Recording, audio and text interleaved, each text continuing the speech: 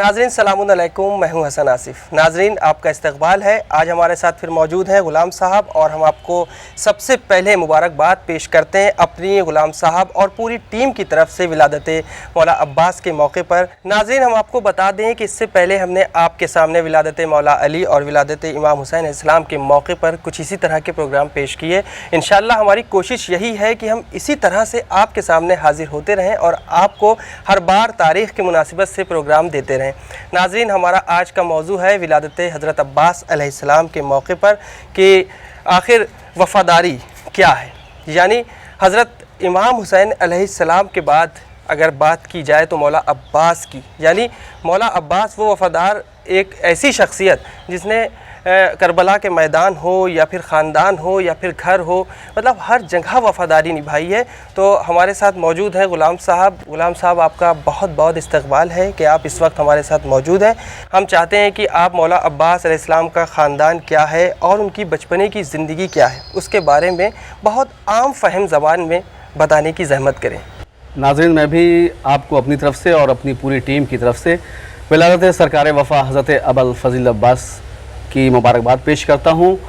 जी तो हसन आसिफ साहब आपने जो सवाल किया है, देखिए हज़रत अबुल फ़ज़ल अब्बास के सिलसिले से अगर बात की जाए, पहले हम बात करते हैं आपके जो आपका ननिहाली ख़ानदान था। हज़रत अबुल फ़ज़ल अब्बास का जो ननिहाली ख़ानदान था, आपकी वालिदा जनाबे उम्मुल बनीन, जनाबे उम्मुल बनीन का नाम उम्मुल बनीन नहीं था, आपका नाम फ़ातिमा था, लेकिन बाद में आपने जो शोहरत पाई है वो उम्मुल बनीन के नाम से पाई है। उसकी वजह यह है कि आपके 4 बेटे हुए और फिर उसके बाद आपको उम्मुल बनीन यानी बेटों की माँ कहा जाने लगा। जनाबे अबुल फ़ज़ल अब्बास की जो वालिदा हैं जनाबे उम्मुल बनीन, उनका जो ख़ानदान था वो अरब में इस्लाम से पहले भी अपनी सयादत, शुजाअत, हिल्म, बुर्दबारी हर एक में मशहूर था।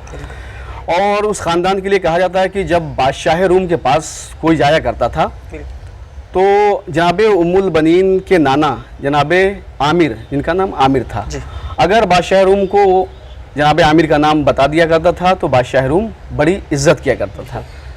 क्यों? इसलिए कि उस वक्त ये ख़ानदान पूरे अरब में, अरब क्या अरब के बाहर भी मशहूर था।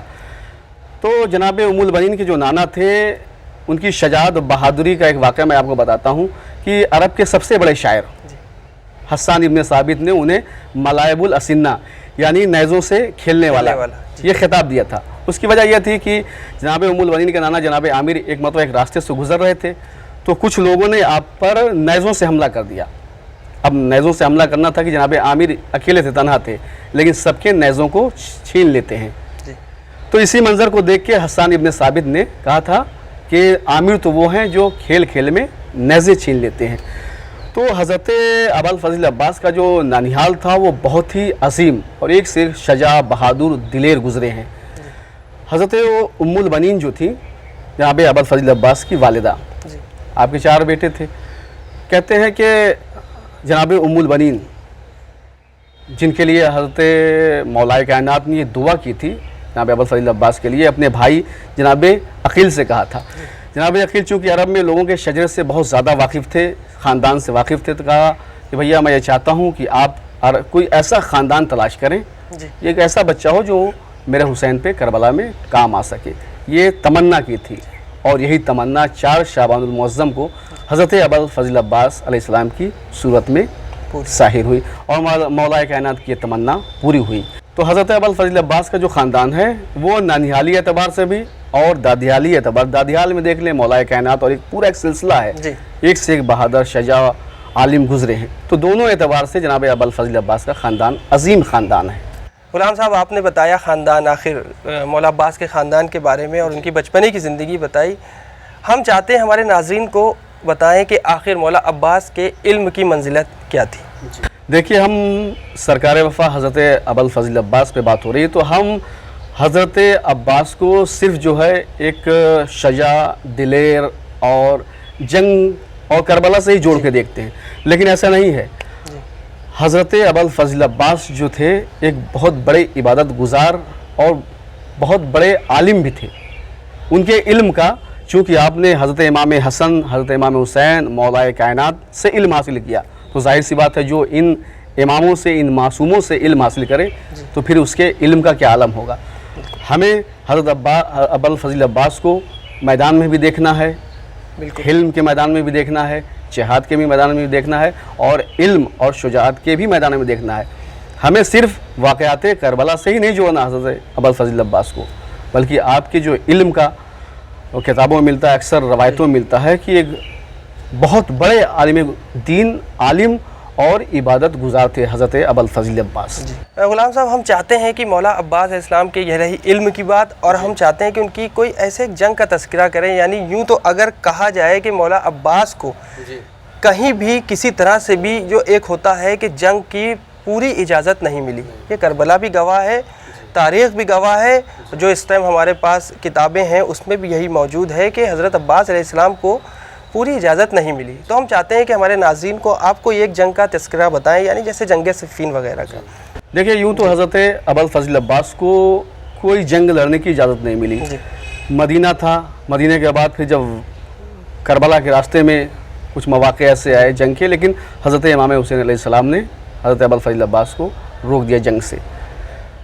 लेकिन एक जंग जो हज़रत अबुल फज़ल अब्बास की उम्र तकरीबन 13 साल थी, जो वो है जंग सिफ़ीन, यानी सबसे पहली जंग। जी, तो उस जंग में मौलाए कायनात ने हज़रत अबुल फज़ल अब्बास को भेजा, लेकिन अंदाज़ बिल्कुल अलग था। वो अंदाज़ ये था कि हज़रत अबुल फज़ल अब्बास को जो है रिदा या इमामा, वो मौलाए कायनात ने अपनी रिदा, अपना इमामा सर पे रखा, यानी मौलाए कायनात का लिबास पहन के मैदान में आए।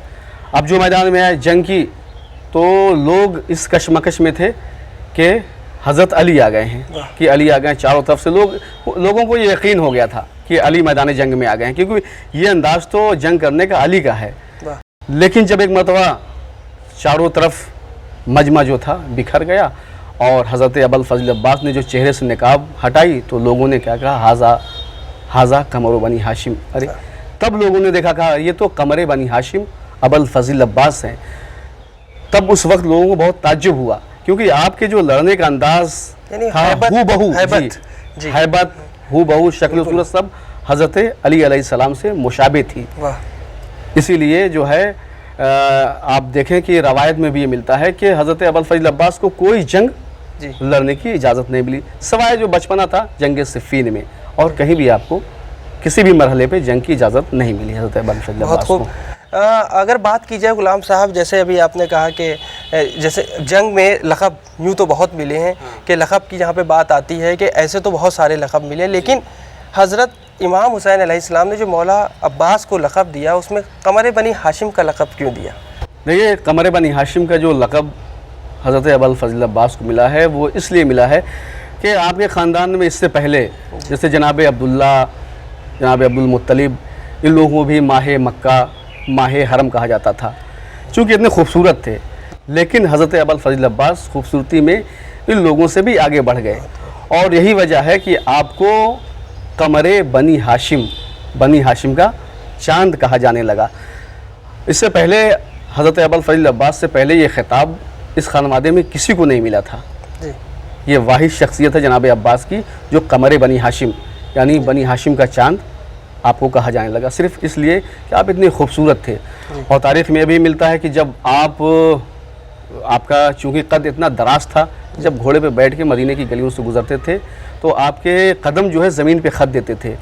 और यह भी मिलता है कि जब कभी मदीने में जनाब अली अकबर और जनाब अब्बास, चूँकि जनाब अली अकबर का भी कद बहुत दराज था और जनाब अब्बास का भी, तो जनाब अली अकबर और जनाब अब्बास जब मदीने की गलियों से गुजरते थे तो लोग, देखने वाले ये देखते थे कि जनाब अब्बास अपने सर को झुका लिया करते थे।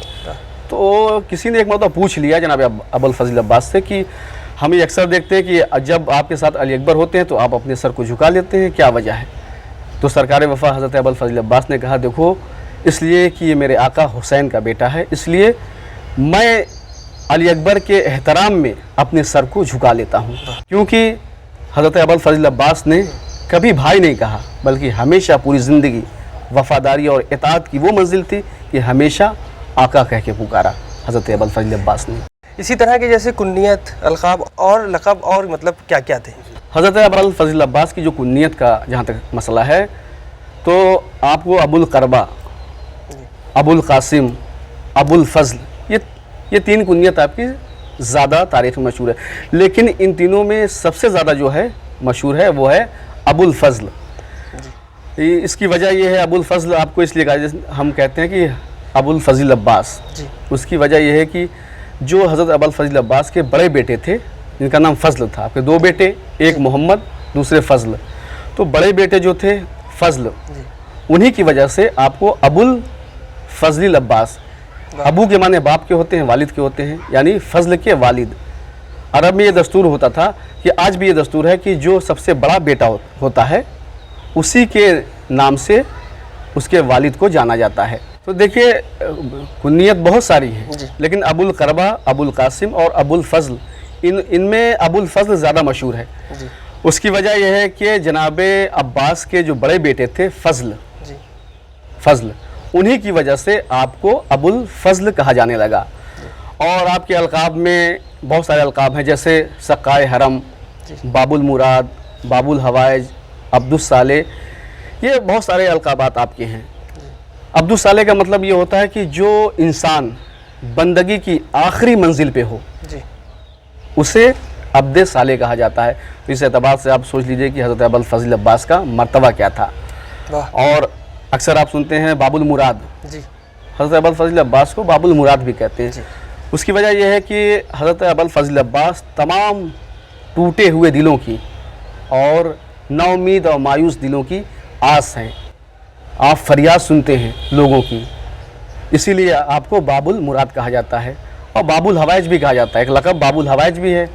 باب الحوائج کا مطلب یہ ہوتا ہے کہ وہ جگہ جہاں تمام لوگوں کی مرادیں دعائیں پوری ہوتی ہیں، اس لیے آپ کو باب الحوائج بھی کہا جاتا ہے۔ اس کے علاوہ آپ کو سقائے حرم بھی کہتے ہیں۔ سقائے حرم آپ کو اس لیے کہا جاتا ہے کہ آپ اہل بیت علیہ السلام کے سقا تھے۔ سقا کا معنی ہوتا ہے پانی پلانے والے کے۔ دیکھیے قرآن مجید میں پانی پلانے والے کی بڑی عظمت بیان کی گئی ہے، بہت عظمت۔ کیوں؟ اس کی وجہ یہ ہے کہ چونکہ سقا جو پانی پلانے والا ہوتا ہے اسے جس طرح سے اپنی زندگی کی فکر ہوتی ہے، اپنی زندگی کو بچانے کی فکر ہوتی ہے، ویسے ہی دوسرے لوگوں کی بھی زندگی بچانے کی فکر ہوتی ہے۔ اسی لیے قرآن مجید نے پانی پلانے والے کو بہت عظیم کہا ہے، اور یہ مرتبہ سقائی کا جو ہے پانی پلانے والے کا بہت ہی عظیم ہے۔ اس اعتبار سے بھی اگر آپ سرکار وفا حضرت ابو الفضل عباس کی زندگی کو دیکھیں تو بہت عظیم زندگی ہے، بہت ہی عظیم، جس کا احاطہ ہمارے بس میں نہیں ہے، نہ ہمارے پاس وہ لفظیں ہیں کہ ہم احاطہ کر سکیں حضرت ابو الفضل عباس کی زندگی کا۔ غلام صاحب، اب آپ کے ناظرین کے لیے بھی ہم یہ کہنا چاہیں گے کہ ناظرین بھی سمجھیں اس چیز کو اور جانیں کہ آخر وفاداری کیا ہے، اور حضرت امام حسین علیہ السلام کے ساتھ کس طریقے سے، اور امام حسین السلام کے کیا پورے گھرانے کے ساتھ کس طریقے کا مطلب سلوک رہا ہے، جو ہمارے آقا عباس کا جو سلوک تھا ایک، اگر آپ کہیں کہ جیسے یوں تو دیکھا جائے بہت مطلب ایک ہوتا ہے کہ بہادری کا ثبوت دینے والے بہت تھے، لیکن مولا عباس کی جیسی جو ایک حقیقت جو سامنے تھی وہ میرے خیال سے دوسری نہیں تھی۔ حضرت امام حسین علیہ السلام نے جو مولا عباس کو لقب دیا کہ قمر بنی ہاشم کا لقب، وہ تو اپنی جگہ ٹھیک ہے کہ قمر بنی ہاشم کا لقب دیا، لیکن حضرت امام حسین علیہ السلام نے یوں تو ایک سے ایک مطلب اس ٹائم پہ یہ تاریخ رہی ہے کہ اور بھی بہت سے بہادر شخصیتیں گزری ہیں اور رہی ہیں مولا حسین کے سامنے بھی، لیکن ایک جو لشکر کی بات آتی ہے کہ لشکر کا علمدار جو منتخب کیا حضرت امام حسین علیہ السلام نے، وہ مولا عباس کو کیوں کیا تھا؟ دیکھیے لفظ وفاداری اور علمداری 2 لفظ ہیں، دونوں خاص کر وفاداری حضرت ابو الفضل عباس سے بہت زیادہ منسوب ہے۔ جہاں وفا کا نام لیجئے فوراً حضرت ابو الفضل عباس کا نام آ جاتا ہے۔ تو میں پہلے بات کرتا ہوں علمداری پہ۔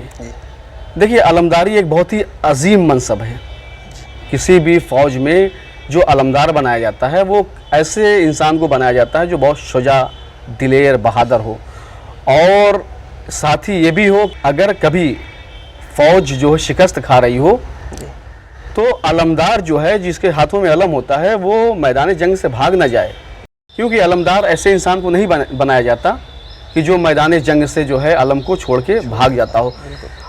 حضرت علی علیہ السلام ایک جنگ پہ جا رہے تھے تو آپ نے یہ کہا اپنے لشکر والوں کو خطاب کر کے کہ دیکھو علم جو ہے علم کو بہت ہی بلند مقام پہ نصب کرنا. لوگوں نے پوچھا یا علی وہ کس لیے مولا بتائیے؟